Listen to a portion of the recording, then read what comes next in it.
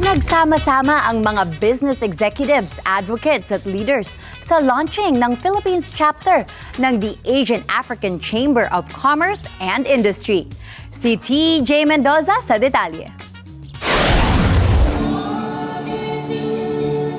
Pinasinayaan na ang Philippines chapter ng Asian African Chamber of Commerce and Industry na may layong patatagin ang relasyong pang-ekonomiya at samahan ng mga rehiyon sa Asia at Africa. Our event today is Asian African Chamber of Commerce and Industry. It's a collaborations, innovations, investors, diplomats, and B2B, SMS. Nagtipon-tipon para sa pagpapasinaya ang mga business executives, mga advocates at leaders para formal na ipakilala ang napiling president ng AACCI Philippines chapter.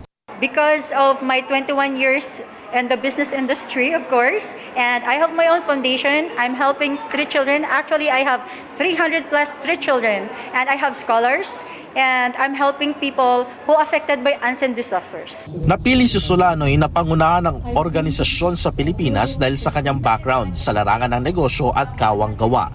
Sinabi rin niyang tumanggap ang kanyang foundation ng mga donasyon galing sa AACCI.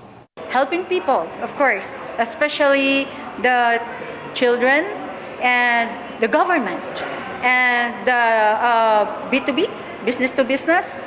And I'm so proud to say that this organization is a massive, it's not huge, but it's a massive investors organizations. Ang AACCI ay mag-i-invest rin sa Pilipinas para sa ikagaganda rin ng turismo ng bansa. Ang partnership din na ito ay may layong palakasin ng business to business o B2B ng mga kalahok na bansa. TJ Mendoza para sa mata ng Agila. Matatag, matapang, matapat.